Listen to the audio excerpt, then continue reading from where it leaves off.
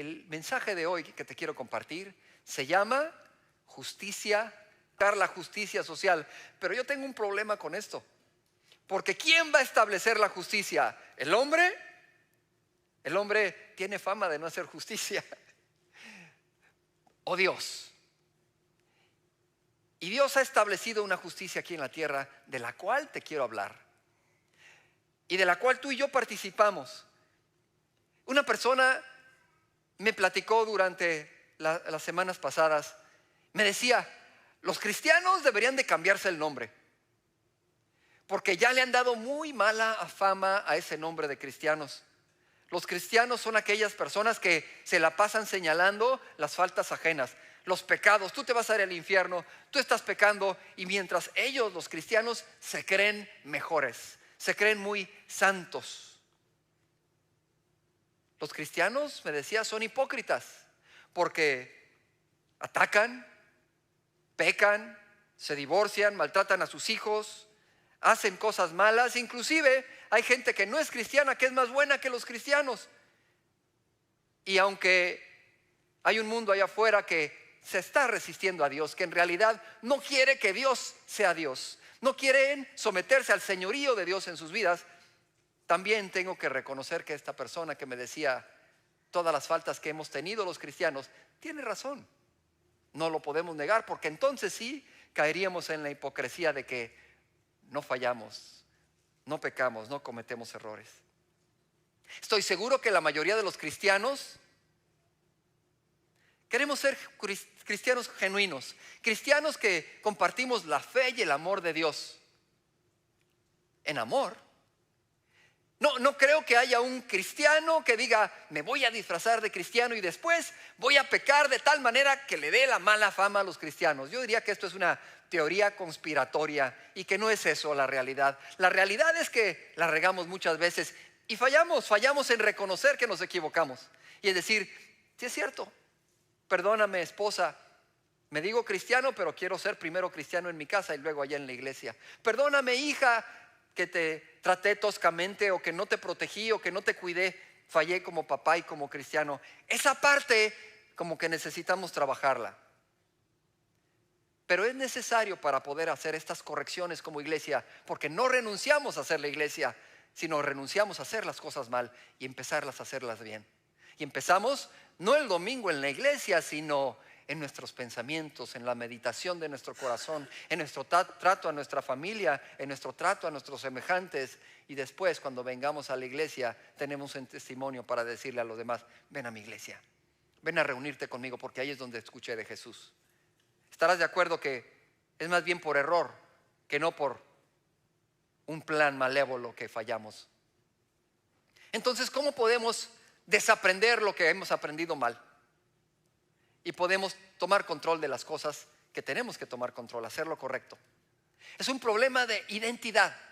Y aunque la iglesia se predica mucho, hay que cambiar nuestra identidad. Es un problema de identidad. Identidad en realidad significa, estaba trabajando en esto con los creyentes allá en la iglesia.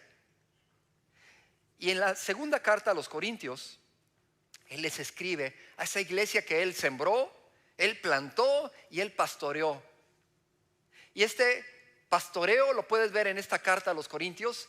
Puedes ver el corazón pastoral de Pablo, cómo amaba a esa iglesia. Pero esa iglesia no era como cualquier iglesia. Yo creo que si viéramos cómo vivía esa iglesia, la iglesia de Corinto era una iglesia, para el tiempo era una iglesia progre, moderna. En este lugar había romanos, había judíos, había griegos y había esclavos y había gente libre, había de todo, había una mezcla de culturas, de razas. Y la cultura en el momento era una cultura griega pagana, en donde adoraban a Artemisa, una diosa pagana, en donde la inmoralidad sexual era el culto del momento, la cultura del momento. Tal vez podríamos decir, pues no era tan diferente a lo de ahora, donde el impulso sexual es el que manda la cultura. Pero Pablo les dice a esta iglesia, y vamos a leer juntos en 2 de Corintios 4, del 5 al 10. Este es el centro de nuestro mensaje el día de hoy. Pon atención lo que le dice, porque tal y cual nos lo está diciendo ahora a nosotros.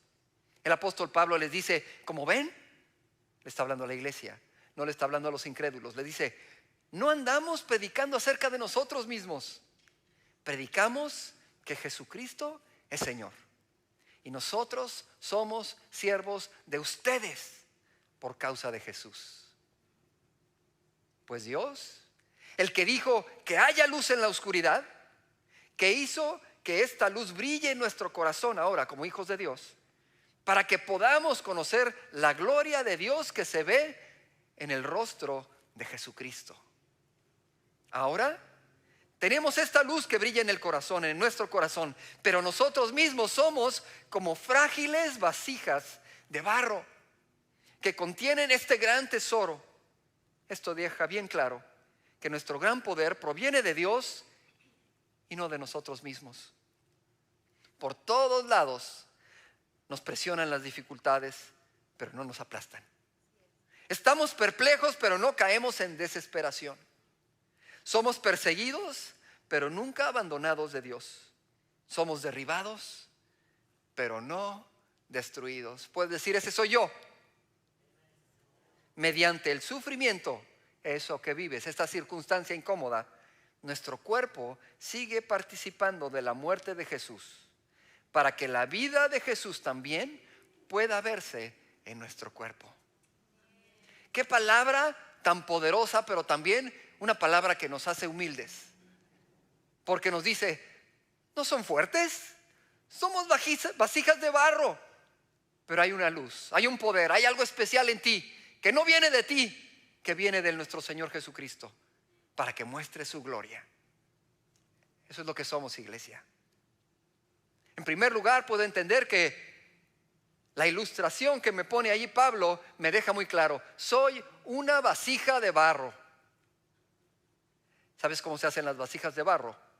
Pues con barro, con lodo, con tierra y con agua, y la moldean, la secan y luego la meten al fuego a que se solidifique, a que se haga dura pero frágil al mismo tiempo. Y así somos nosotros. Ponemos cara de firmeza y de dureza, pero en realidad somos frágiles. Queremos aparentar esa solidez, pero en realidad temblamos por dentro de nuestros corazones ante tantas cosas que pasan en nuestra vida. Las vasijas de barro se usaban como recipientes para cosas comunes, pero también para cosas preciadas. Una vasija de barro le podían poner agua, como todavía se utiliza en México, y ahí el agua se mantiene fresca. Se podía contener alimentos también, ahí conservaban, no había refrigerador, entonces en una vasija de barro se mantenía fresca la comida. También se usaba como lámpara. En una vasija de barro se depositaba aceite y se le ponía una mecha y ahí estaba prendida la vasija llena. Pero esa vasija que era útil, que era buena, también era muy frágil. Con el menor golpe se podía romper. Inclusive con cambios bruscos de temperatura las vasijas se rompen. Ya has escuchado el dicho, cuando menos en México, pareces jarrito de Guadalajara. Bueno, los jarritos de Guadalajara son de barro, son frágiles. Y así somos nosotros. Fácilmente nos rompemos, fácilmente pecamos, fácilmente fallamos. Sí, tú y yo como cristianos, fácilmente nos ofendemos, fácilmente nos frustramos, fácilmente nos rendimos, fácilmente, al igual que todos los demás allá afuera. Somos frágiles y necesitamos entender y aceptar esa fragilidad. Sin embargo, como hijos de Dios, tenemos dentro de esta fragilidad un gran tesoro, que Dios escogió depositarlo en este vaso de barro que es el ser humano. La luz de Dios, su Santo Espíritu, su presencia, que nos da poder para vivir diferente. Porque no vivimos diferente porque nosotros podemos, sino porque Él puede en nosotros. Solamente cuando somos conscientes de nuestra fragilidad, podemos recibir la gracia de Dios, el regalo de Dios. La fragilidad humana, esta debilidad humana, no es una vergüenza, sino es un espacio donde su gracia se puede manifestar. Si no reconocemos nuestra fragilidad, no podemos aceptar y recibir su gracia, porque decimos, yo puedo. ¿Has visto un niño pequeño de 2 años que está aprendiendo a caminar y que se quiere soltar de la mano de papá y de mamá? Yo puedo solo. Y tú sabes, si no puedes nada. Pero el niño quiere, así actuamos nosotros, por nuestras propias fuerzas, vivir la vida. Agradar a Dios, vivir una vida cerca de Él, pero con nuestras fuerzas, no con las de Él. Y el mensaje de Pablo, al compararnos con esta vasija, nos ayuda a entender y a visualizar qué condición tan frágil y tan vulnerable tenemos nosotros delante de Dios. No es el problema que seas frágil, sino que no lo reconozcas. No es el problema que peques. El problema es que no te arrepientes, que no reconoces, que dices, yo no fui, yo no peco, yo soy santo, yo soy bueno, yo camino bien, derechito, cuando no lo hacemos. Cuando queremos proyectar esta imagen de fuerza y de falsa seguridad por nosotros mismos, ¿qué crees? Todos nos damos cuenta. El mundo se da cuenta y entonces es cuando ellos gritan, hipócritas, mentirosos, arrogantes, no les creemos. Porque estamos creyendo proyectar un superhombre y no un hombre humilde, pecador en necesidad de Dios. Con eso el mundo sí se puede identificar, pero no con la arrogancia. Estamos aquí en la tierra en un estado en proceso. Dios está trabajando, todavía no ha terminado. Así nos debemos de ver. Una necesidad grandísima de depender de Él, de abrazarnos de Él. Dios planeó esto. Es un plan divino. No fue accidental. Ese es su diseño. Dios le dijo lo siguiente a Pablo. Pablo lo experimentó en carne propia. Él mismo decía, ¿cómo no puedo hacer el bien que quiero y hago el mal que no quiero? Esta es mi lucha, mi naturaleza. La naturaleza de Dios en mi vida y la naturaleza carnal. Y tenía una lucha Pablo. En 2 Corintios 12, más adelante dice, Dios le dice a Pablo, bástate mi gracia. La gracia es el poder de Dios, es el favor inmerecido, pero es la capacidad y el poder de Dios sobre nuestra vida. Y cuando le dice, bástate mi gracia, mi poder, porque mi poder se perfecciona en la debilidad. Cuando tú aceptas que eres débil, entonces dejas que el poder y la gracia de Dios actúen en tu vida. Pablo no se sabe exactamente cuál era ese aguijón que tenía en su carne. Pero Pablo estaba orando continuamente, Señor, quítame este aguijón. Dice Pablo que 3 veces oró y que las 3 veces Dios le dijo, bástate mi gracia. Mi gracia es suficiente. Mi poder, mi perfección es más importante que la tuya. No te preocupes, yo voy a hacerme cargo de ti. Sé que tienes un aguijón en tu carne, Pablo. No sabemos si era una enfermedad, era la vista, era esta persecución constante que tenía. No sabemos cuál era su aguijón, pero lo que sí sabemos es que le incomodaba, que oraba constantemente, Señor, quítamelo, porque esto me hace débil. Y Dios le dijo, no necesitas que te haga fuerte. Yo puedo usar tu vida en tus debilidades. Yo puedo usar tu vida aún en tu fragilidad. Yo puedo usar tu vida aunque tú no te sientas fuerte, porque queremos sentirnos fuertes. Y eso es clave para nosotros. Pero Dios dice, no necesito que te sientas fuerte, confía en mí. ¿Te puedes identificar en esto? ¿Te puedes ver débil? Como yo. Y decir, yo no puedo, Señor, necesito de tu fuerza. Para que todos se den cuenta que tú estás conmigo y para que yo dependa de ti. ¿Sabes? Entonces puedo ver que esa debilidad me ayuda. Esa fragilidad que Dios permite en mi vida, en tu vida. Esas cosas imperfectas que dijeras, si tan solo esto cambiara. Eso lo usa Dios para ayudarte. Para que te aferres a Él como nunca y no te sueltes. A lo largo de la historia, allí en la Biblia podemos ver cómo otros hombres se veían débiles delante de sí mismos. ¿Has leído en Éxodo la vida de Moisés? Y como él tartamudeaba y le decía a Dios, ahí en Éxodo 4, Señor, yo no tengo facilidad de palabra, nunca la tuve, ni siquiera ahora que te has presentado, que has hablado conmigo. Se me traba la lengua, se me enredan las palabras, le decía Moisés a Dios. Y Dios le responde y le dice, ¿quién puso la boca en las personas? ¿Quién decide quién habla y quién no? ¿Quién decide quién ve y quién no? ¿Acaso no soy yo Dios? Así que le dice, ahora yo voy a estar contigo cuando hables y te voy a enseñar lo que debes de decir. Así que las cosas imperfectas que tú ves en tu vida, Dios te dice, hey, yo te hice. Yo te puse en ese lugar, yo te puse en esa familia, yo orquesté las condiciones de tu vida. Yo estoy en control. Yo te puse allí, así que ahí confía en mí. Ahí créeme en lo que estás viviendo, en lo que te está pasando. Otro hombre que también tuvo esta experiencia de ver su debilidad y reconocer su dependencia de Dios fue Gedeón. Este hombre que estaba ahí atemorizado, escondido, y se le acerca el ángel del Señor y le dice, hola varón esforzado y valiente. Y este hombre se queda, ¿me estás hablando a mí?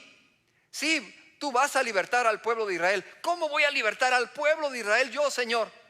Si soy pobre y de familia numerosa y yo soy el menor de mi casa. Soy insignificante y a veces así tú y yo nos sentimos insignificantes. Pequeños para que Dios nos pueda usar. Cuando me dice Dios, yo te quiero usar, yo te voy a usar. No tienes que creer en ti, cree en mí. Podemos creer en Él. Cuando reconocemos esta fragilidad y obedecemos, al mismo tiempo le estamos honrando a Dios. Cuando decir, Señor, porque soy débil, necesito de ti. Ayúdame, levántame, fortaléceme aquí en mi corazón, porque me siento cansado, me siento derribado, me siento inferior. Pero sé que no soy inferior, porque todos somos iguales ante sus ojos. Tu autoridad espiritual, escucha iglesia, tu autoridad espiritual no viene de tu fuerza personal, de tu obediencia personal, de tu cumplimiento de las reglas. De ahí no viene tu fuerza, sino de tu dependencia de Dios, del poder de Dios que permites, de la gracia de Dios que permites sobre tu vida. Cuando entiendes esto como cristiano y te preguntan, oye, ¿por qué eres diferente? ¿Por qué vives diferente? ¿Por qué piensas diferente? ¿Por qué crees diferente? Y le puedes decir a esa persona, ¿sabes? No es por mí. Yo, al igual que tú, tengo muchas fallas y tengo muchos pecados, pero Dios hace las cosas en mi vida, no yo. Y entonces allá afuera pueden empezar a creer.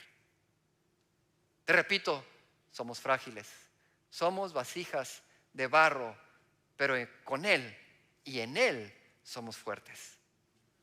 Es Él el que hace la diferencia. Otra cosa que pude ver aquí en este texto de 2 de Corintios es que recibimos una justicia ajena, una justicia que no es nuestra, que no es legítimamente nuestra, que no nos pertenece.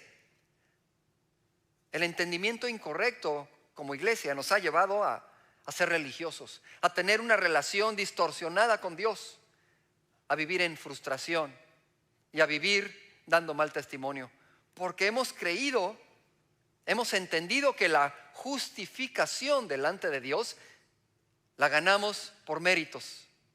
Voy a cumplir todos los mandamientos y eso me va a hacer justo delante de Dios. Voy a hacer las cosas bien, voy a ser bueno. Y lo hemos escuchado tal vez de niños. Sé bueno porque si no, no te voy a querer. Sé bueno porque si no, te vas a ir al infierno. Pero ese no es el mensaje de la palabra. Si tú ves el Antiguo Testamento, nos demuestra que el hombre no puede cumplir la ley.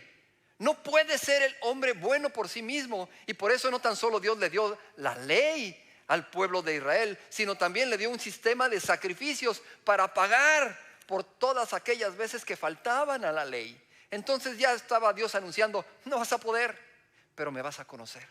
Vas a conocer mi santidad. Vas a conocer tu fragilidad a través de esa ley. Y después, la iglesia sigue persiguiendo el ser salva por sí misma, el ser buena por sí misma, el ser correcta y apuntándole a los demás. Ustedes están mal, nosotros estamos bien. Ustedes se van al infierno, nosotros nos vamos al cielo porque somos buenos. Y ese no es el mensaje de la Biblia. Lo hemos aprendido mal. El mensaje de la palabra nos dice que al encontrarnos con el Señor Jesucristo, al recibir su sacrificio y la salvación que Él nos da a nosotros, entonces transforma nuestro corazón. Cuando venimos a Cristo no venimos porque somos buenos, venimos porque somos malos y lo necesitamos. Y entonces el hecho de que Él haya pagado por nuestros pecados en la cruz nos reconcilia con Dios y transforma nuestros corazones. Y a partir de entonces, con un corazón transformado y la presencia de Él en nosotros, podemos actuar diferente y podemos mostrar la ley ahora grabada en nuestros corazones, porque es Él obrando en nosotros. ¿Sabes? La iglesia ha luchado esto por muchos años, tratando de levantar al hombre y hacer a Dios pequeñito. Y por eso hubo un redescubrimiento hace más de 500 años. Hubo un evento que se llamó la Reforma. Si has leído un poco de historia, allá por el año de 1483 nació un hombre que se llamó Martín Lutero. Y este era un joven, un niño, nació en una familia humilde de campesinos en Alemania. Y su papá quería que fuera abogado. Pero este joven dijo: no, papá, yo quiero ser monje. Él tenía una idea que había un Dios que hacía justicia. Y la idea que él tenía es que Dios estaba haciendo las cuentas de la vida y de sus pecados, y en base a esa vida le iba a pedir cuentas. Y tenía miedo de fallarle a Dios, miedo de recibir la justicia de Dios. Y al igual que muchos, el ver a Dios o el ver la religión les causaba miedo. Le decía: no quiero escuchar porque me va a meter más temor, mejor no voy a la iglesia, mejor no leo la Biblia, mejor no me acerco a los religiosos. Y aunque este hombre, Martín Lutero, tenía preparación, tenía un doctorado en teología, era experto en los ritos, era experto en las tradiciones, era experto en las liturgias, meditaba en el libro de los Salmos, pero no había entendido lo que era la justicia de Dios, hasta que un día, estudiando la carta a los Romanos y meditando en ella, se encontró con un pasaje en Romanos 1:17 que cambió su vida y empezó a transformar la manera de la iglesia de verse a sí misma. Romanos 1:17 dice: porque en el Evangelio, ¿sabes qué significa la palabra Evangelio, verdad? Porque en las buenas nuevas, Evangelio son buenas noticias, porque en las buenas noticias la justicia de Dios se revela por fe y para fe. Espérame, ¿cómo que son buenas noticias que Dios va a hacer justicia? A ver, vamos a hacer cuentas. ¿Les gustan las matemáticas? Ok. ¿No? ¿Quién dijo no? Ok, vamos a pensar, haz cuentas. Tus acciones equivocadas, que se consideran pecado, a ver, súmalas. Ahora, tus palabras, que son pecaminosas, agrégalas. Tus pensamientos pecaminosos, agrégalos. ¿Cuánto te suma? No me digas. Ahora que venga Dios y haga justicia, ¿dónde quedamos? Pues, ¿cómo que entonces aquí no tiene sentido que esta justicia de Dios sean buenas noticias para nosotros? Dice aquí que esta justicia de Dios se revela por fe y para fe. Se revela por haber creído en Él, para que creamos y otros crean en Él. Como está escrito: mas el justo por la fe vivirá. No por mi propia justicia, por la fe vivirá. Esto está escrito, dice aquí, Pablo está recordando lo que está escrito en el Antiguo Testamento, en el libro de Habacuc, que en el Antiguo Testamento también el profeta decía: el justo por la fe vivirá, porque ya había demostrado que no podían cumplir la ley. Por la fe en Cristo Jesús y su obra en la cruz, tú y yo somos salvos, pero también somos justos. La justicia de Dios no significa que Él nos va a dar el castigo que merecemos. ¿Estamos de acuerdo que lo merecemos? Me acuerdo cuando mis hijas eran pequeñas, se portaban mal y les decía: a ver, ¿qué castigo te voy a dar? Tú dime qué mereces. Y me decían: 2 con la palita, 3 con la palita. Y ahora yo sé que eso no se puede hacer, pero ellas me decían a mí, yo les decía: bueno, ¿qué mereces? Y la corrección me decían: yo reconozco que merezco la corrección tuya, papá. Pues acá La Biblia dice que la justicia de Dios no es la justicia que Dios va a hacer sobre castigarte o al castigarte, sino que nos da la posición de justos, de justificados, que le pertenece a Jesús, que Jesús pagó por nosotros para dárnoslas como un regalo. Y esa es la justicia de Dios, que te den el pago que tú tenías que pagar por tu vida de pecado, por la justificación de tu pecado. La justificación no es que tu vida esté ausente de pecado.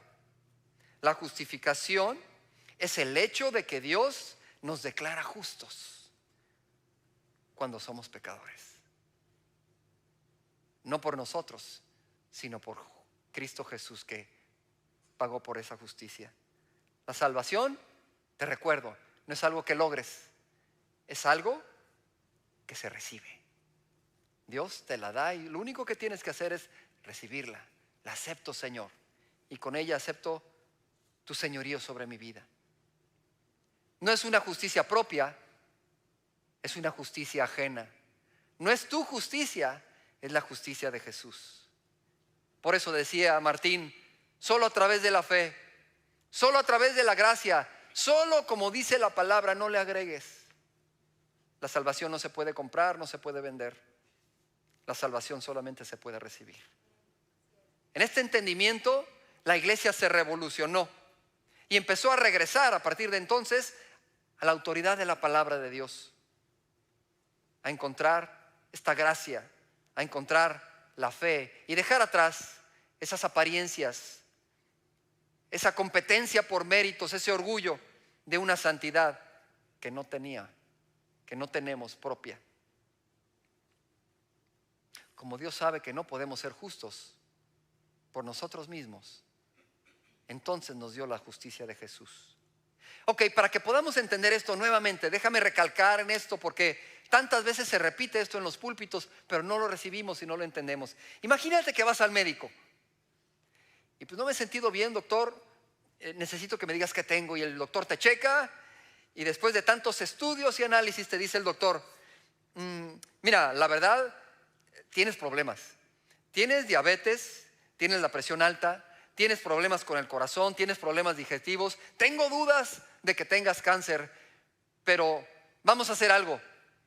A partir de hoy, de manera urgente, vas a dedicarte a tener una dieta vegana permanente.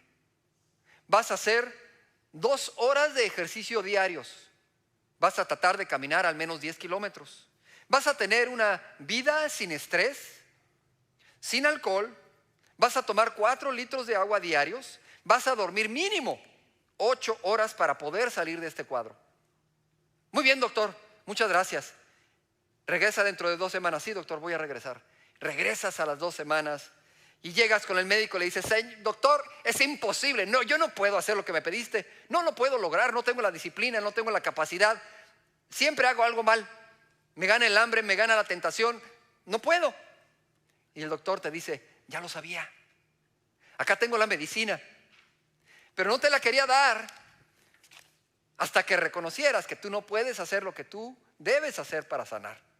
Así que tómate la medicina. Y ese es el mensaje que Jesús nos da. Recibe la medicina de Dios, recibe la justicia de Dios, acepta lo que Dios te da, porque eso es lo que necesitas. Tú no puedes, yo no puedo, no hay quien pueda, solo Dios. Él te ama. Una vez que entiendes de esta justicia de Dios, tu actitud ya no es de ser arrogante, sino al contrario, tienes una actitud de gratitud. Gracias, mi Dios, por lo que hiciste por mí. Gracias, Señor, por lo que hiciste por la persona que ya está afuera, que no entiende, que no sabe, que no conoce, pero así como esa persona allá afuera que es pecadora, que no te conoce, yo también sé que soy pecador y que sigo cayendo, pero dependo de ti. Pero amo a esa persona y puedo entender a aquella persona y no la juzgo, porque esas mismas luchas las tengo yo. ¿Me entiendes? ¿Cuál es la actitud que tiene que tener la iglesia? Y con esa actitud esas personas a lo mejor sí nos escuchan. En lugar de entrar en debates que simplemente agreden y tratan de hacer sentir a la persona más grande, más sabia, más santa, hacen que las personas caigan en violencia y caigan en el lenguaje del enemigo. Eso no es a lo que fuimos llamados. Fuimos llamados a mostrar misericordia, fuimos llamados a mostrar compasión. Y si las personas no se escuchan, bueno, Dios va a hacer la obra y vamos con la siguiente. Pero no fuimos llamados a pelear, a golpear, a humillar a las demás personas.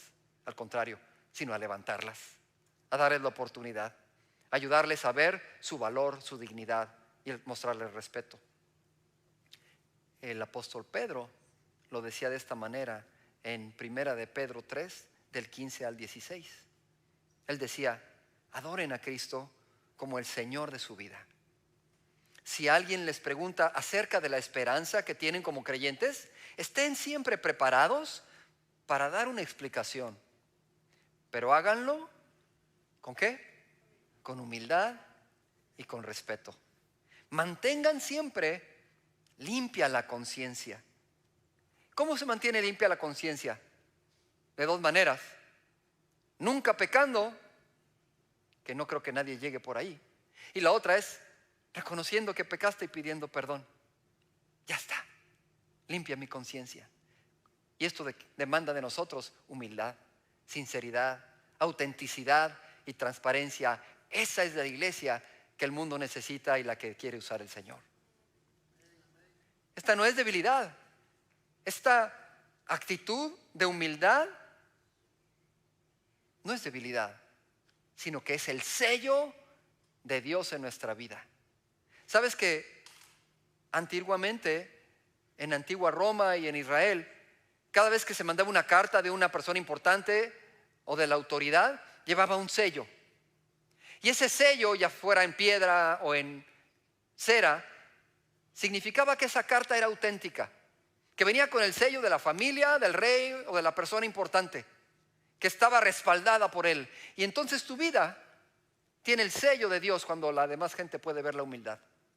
Cuando puede ver que no necesitas estar presumiendo, que no eres fanfarrón, que no eres arrogante, que no eres alguien que proyecta santidad, sino que alguien que puede proyectar sus debilidades, que alguien puede proyectar sus equivocaciones sin sentirse menos, sin necesidad de lastimar a los demás. Porque el tono con el que predicas la verdad es tan importante como la actitud y el contenido de tu mensaje. No por eso dejamos de hablar la verdad. Tenemos que ser fieles siempre a la verdad. No vamos a disfrazar la verdad, no vamos a diluir la palabra de Dios, no, pero lo vamos a hacer con la actitud correcta. Hacia afuera y hacia adentro. La verdad sin amor lastima, destruye. Eso lo puedes ver en tu familia, en tu matrimonio. ¿Cómo se tratan? Pues yo le dije la verdad, sí, pero a golpes, con el objetivo de lastimar o de ofender o de hacer sentir menos. Dios no quiere que hablemos la verdad como un arma, con sarcasmo, sino quiere que hablemos la verdad en amor. Pero el amor sin verdad engaña, es manipulación, es una herramienta, es la herramienta de Satanás. Con disfraz de emoción te envuelve la mentira, y son emociones buenas porque aparentan amor. Pero el amor no puede estar conectado con la mentira, porque eso no es amor, sino es la manipulación de las emociones.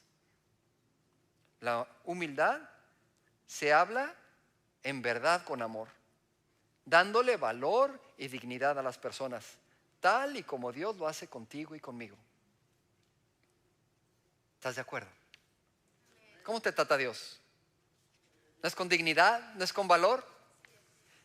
Si has escuchado muchas veces que aquí cito personas, que el maestro, el profesor, que el teólogo, porque creo que los cristianos que han vivido allá en la historia, que han tenido una vida de aprendizaje como creyentes, pueden aportar a nuestras vidas. Sí, centrándonos primero en la palabra de Dios, pero hay hombres, pastores, maestros, estudiosos de la palabra, hombres que han vivido, que han sufrido, que han vivido esta fragilidad y que la experiencia de la vida les ha enseñado cómo vivir como cristianos. Ellos pueden aportar para nuestra vida. Y uno de estos hombres se llamó G.K. Chesterton. Él fue en Inglaterra maestro de C.S. Lewis y aprendió tanto y nos aporta tanto. Y él dijo lo siguiente acerca de la humildad. Escucha, esto es importante para nosotros. El hombre humilde no es el hombre que se siente pequeño, sino el que no necesita ser grande frente a los demás. El hombre humilde no es aquel que se siente pequeño, sino que no necesita ser grande frente a los demás. La humildad es la grandeza de Dios en nuestra vida.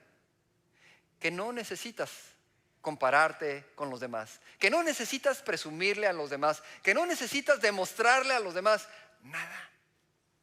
No necesitas imponer tu opinión, no necesitas imponer tus creencias, simplemente dejas que Dios se manifieste en tu vida y compartes la verdad y el amor de Dios con las demás personas. Cuando entiendes esto, nos va a ayudar a aceptarnos a nosotros mismos. No tengo problema con el que Dios me haya hecho como me haya hecho. No soy igual que él, no soy igual que ella, no soy igual que muchos, ni el que está arriba ni el que está abajo. Dios me hizo especial, me hizo único, y así Dios me ama, y así Dios está cumpliendo un propósito único a través de mí. Señor, yo me acepto, porque ese es tu plan para mi vida. Gracias. Lo recibo con amor, con orgullo y con humildad. Y cuando tú te aceptas, es más fácil que te lleves bien con los demás, ¿sabes? Porque no hay envidias, no hay orgullo, no hay vanidad, no hay pleitos, no hay broncas, no necesitas demostrarte. Así que para terminar, nada más te quiero decir, no necesitamos cambiarnos el nombre. Buenas noticias, no te tienes que cambiar el nombre de cristiano. Síguete llamando como cristiano, porque nuestra tarea es demostrarle al mundo lo que significa ser la verdadera iglesia de Jesús. Porque vamos a demostrarle a un mundo que no conoce a Cristo cómo se ve un seguidor de Jesús. Ser cristiano no significa ser perfecto, no significa ser libre de pecado, sino significa reconocer nuestros pecados, depender de Dios, reconocer que somos frágiles y permitir que la gracia de Dios sea presente en nuestra vida y la transforme. ¿Tú quieres ser esa clase de cristiano? Ser cristiano significa vivir en humildad, reconociendo que somos pecadores, pero que Él nos justificó, que yo soy salvo y justo, no por lo que yo hago, sino por lo que Él hizo. Para poder ser ese puente. Yo quiero ser un puente donde muchos crucen al conocimiento de Dios. Muchos digan, Oscar me habló de Jesús, Liz me habló de Jesús, pero no tan solo me hablaron, me lo demostraron con su vida, con su hospitalidad, con su cuidado, con la dignidad con la que me trataron. Porque nunca me juzgaron, porque me aceptaron y me ayudaron a conocer a Dios. Así que no te sientas insuficiente, no te sientas pequeño, no te sientas pequeña, porque no lo eres, porque Dios te hizo así. Lo único que tienes que hacer es ponerte de acuerdo con Él. No necesitas hacer penitencia, ¿sabes? La iglesia transformó hasta el lenguaje. Lo que antes se conocía como penitencia, ahora se conoce como arrepentimiento. La penitencia era como, tengo que hacer algo que me duele exteriormente para reconciliarme con mi interior. Pero el arrepentimiento dice, no, nada más tengo que alinear mi corazón con Dios y reconocer que hizo mal para estar a cuentas con Él. Y esa es la diferencia. Tu interior. Así que no te sientas insuficiente. Estás listo, estás lista para ser usada por Dios, usado por Dios. Tú eres y tú estás en la posición correcta para que Dios te use. Solamente déjate usar. Cree en Dios, cree que Él hace la obra en ti. Y usa el lenguaje de Jesús. ¿Sabes cuál es el lenguaje de Jesús? Aunque el intelecto es muy importante y hay muchos debates y hay teología y hay muchas cosas que son buenas, pero el convencimiento del mundo no es a nivel intelectual, ¿sabes? No es a través de decirle, mira, estas son las ideas correctas, léelas y ya, te vas a convertir. El lenguaje de Jesús sí fue intelectual, pues definitivamente, pero fue más un lenguaje que llegó al corazón, que se bajó a la condición de toda persona, del cobrador de impuestos, del ladrón, del arrogante, de la prostituta, y pude hablarles al corazón. Y le dijo, a la mujer: ¿sabes? Es que no es el lugar en donde vas a adorar, es cómo lo adoras. Y le dijo: es que lo que tú estás buscando en esos maridos no lo vas a encontrar en un hombre. Necesitas del agua viva que yo te puedo dar. Este mundo necesita de Dios, y Dios escogió a esta iglesia para que seamos el puente, para que le mostremos al mundo que es una justicia regalada, es una justicia ajena, que es la justicia de Jesús la que hemos recibido. Iglesia, levántate a ser la iglesia que Dios nos llamó a ser. Recibe la justicia. Entiende que a pesar de tus problemas, tus circunstancias, Dios te quiere usar, y solamente requiere de que estés dispuesto y de que estés dispuesta. Si lo estás, te quiero invitar a que te pongas de pie y que hagas una oración conmigo. Vamos, invítalo al Señor y dile: Señor, yo reconozco que soy frágil, aunque lucho con esa idea, porque no me gusta verme frágil, no me gusta verme débil, sino que me quiero ver fuerte. Pero hoy reconozco mi fragilidad de corazón y de circunstancia delante de ti. Y te quiero decir que sin ti yo no puedo, pero que yo quiero caminar contigo. Yo quiero dejarte que tu gracia y que tu poder haga la diferencia en mi vida. Ayúdame, Señor, a soltar y a depender más y más de ti, porque sin ti nada puedo hacer. Me alineo a tu palabra, me dejo gobernar por tu espíritu para el propósito que tienes para mi vida. Y quiero ser esa luz, quiero ser esa iglesia que tú enviaste a reconciliar al mundo contigo. En el nombre de Jesús.